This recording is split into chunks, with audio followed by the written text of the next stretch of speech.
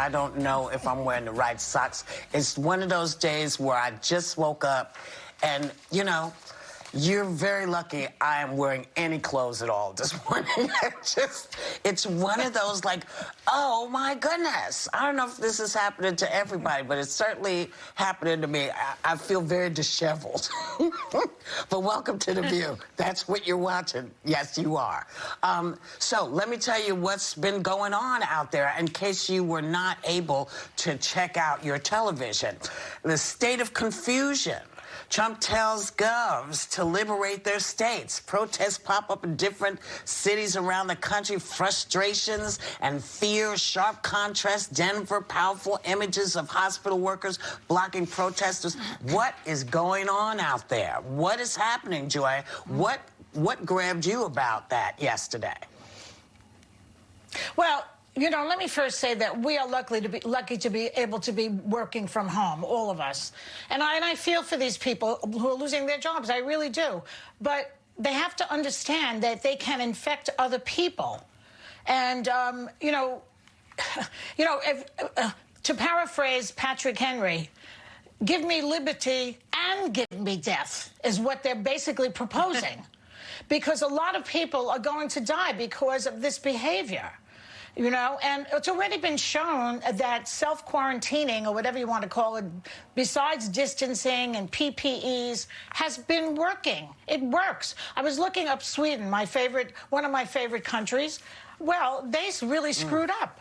They have had this policy where everyone can go out and do what they have to do and use your own judgment. Don't gather in groups more than 50 people, which is a lot of people, by the way. They've closed the schools, yes, they have, but people are in restaurants. Right. Now they have 17 times the rate of their fellow Scandinavian countries, Norway, Finland, etc. Right. So it has not worked. It doesn't work. Stay home. And by the way, can I just make one more point? These people are being egged on by right-wing media and people like Alex Jones and Rush Limbaugh. And why are you bringing guns to a rally?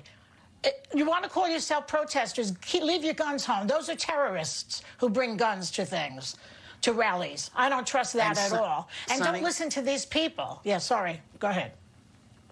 That's right. Sonny, what's your opinion about what's going on? Well, you know, what really disturbed me was the president's tweets. You know, you have the president saying things like liberate Virginia, and then also in the same sentence bringing up the Second Amendment.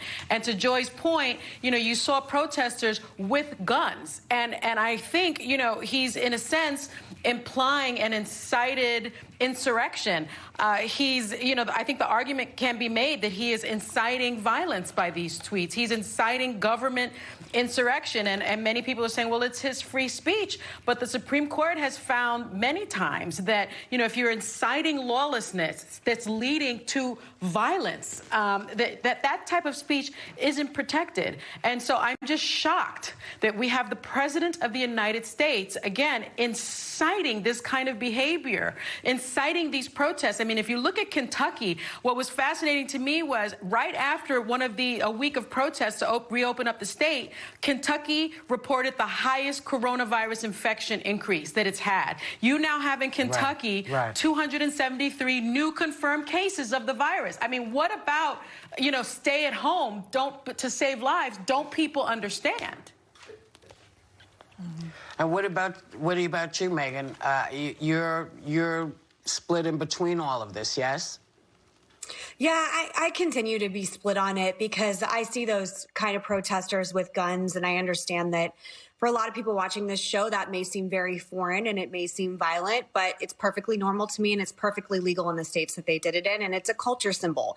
Anyone who's bringing a gun to a rally is obviously showing which side of the gun argument they're on, which is an argument that's being brought up in these type of protests. I also think it sort of reminds me of the learn to code controversy when politicians were going into places like West Virginia and telling coal miners who were out of work that they needed to switch jobs and learn to code. We are all lucky and need to check our privilege that we can work from home from a computer and we're all gainfully employed. Nobody on the show has to worry about how we're going to feed our family, if we're going to continue working. And there are a lot of people in this country who are in pain, who are out of work, who are losing their homes.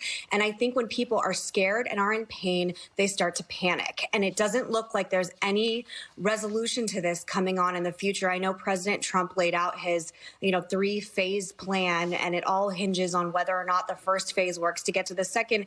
And I think when people are looking down the barrel of the inability to feed their children, to send their children to college, to possibly lose their homes, I understand the anger and the pain. Do I also understand that people don't want to infect other people? I certainly don't want any more people to get sick or die. Obviously, I don't think anyone wants that. No. But I do think there has to be some kind of balance with this.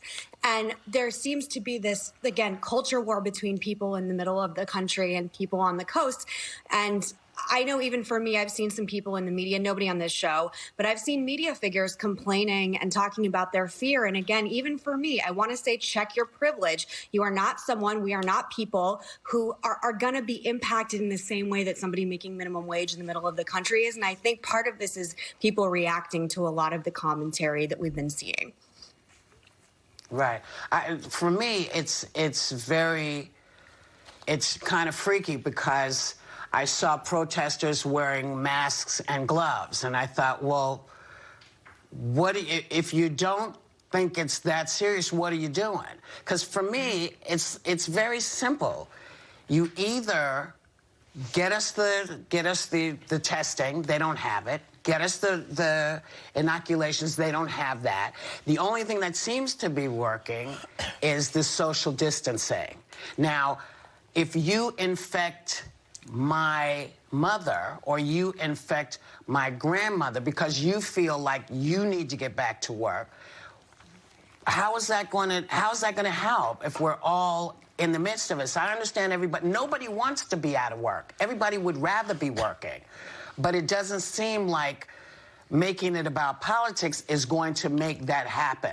This is about what do we do to not pass this on to little kids so they get sick and die? What do we do to not pass this on to your aunt who will get sick and die? And believe me, this thing doesn't care how old you are. The coronavirus doesn't care about your age. It doesn't care. All it wants to do is it wants to be up and personal. We know that. We've seen the people die. This conversation is one we're going to have every day until we figure it out. But right now, we're going to go and come right back. That's what we do. We'll be right back.